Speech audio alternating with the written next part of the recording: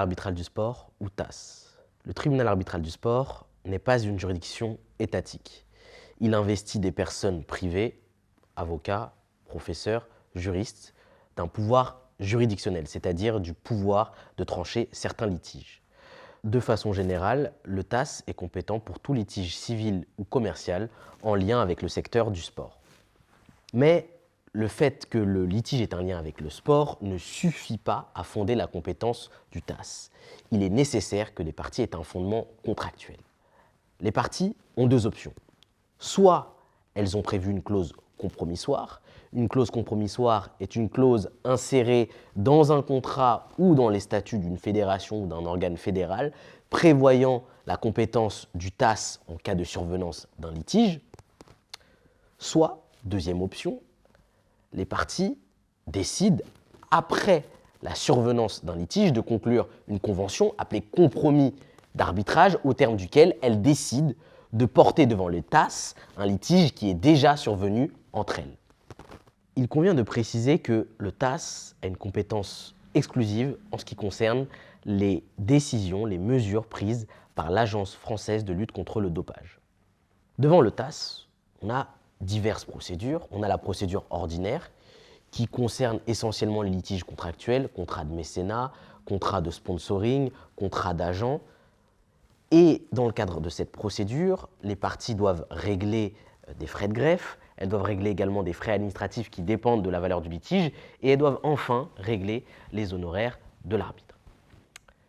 On a ensuite la procédure dite d'appel. La chambre arbitrale d'appel connaît des litiges formés à l'encontre de décisions de fédérations. Concrètement, l'appel ne peut être formé devant la chambre arbitrale d'appel que si la partie a épuisé toutes les voies de droit prévues par les règlements fédéraux nationaux. Concomitamment à l'appel, la partie peut saisir d'une requête en suspension de la décision prise à son encontre le tribunal arbitral. Mais en l'absence de requête et de décision favorable, la procédure devant le tribunal arbitral du sport n'a pas un caractère suspensif. L'autre procédure qui est possible devant le TAS est la procédure ad hoc. C'est une procédure qui est précisément prévue en ce qui concerne les litiges qui peuvent survenir à l'occasion de grandes manifestations sportives telles que les JO et qui nécessitent une intervention urgente. Cette formation a pour mérite de se réunir dans les 24 heures qui suivent le dépôt d'une requête. Il y a également la procédure devant la chambre antidopage qui, elle, évidemment, est réservée aux infractions à la législation contre le dopage. Quelle que soit la procédure en cause, c'est-à-dire procédure ordinaire, procédure devant la chambre d'appel, procédure ad hoc ou procédure devant la chambre antidopage, eh bien, la décision du TAS prend la forme d'une sentence arbitrale.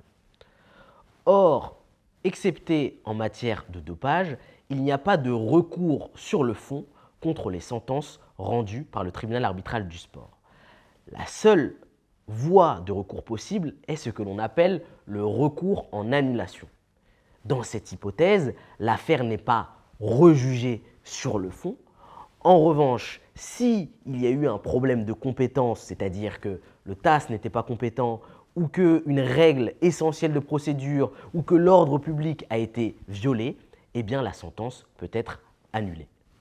Comme toute sentence, la sentence arbitrale rendue par le tribunal arbitral du sport n'a pas force exécutoire.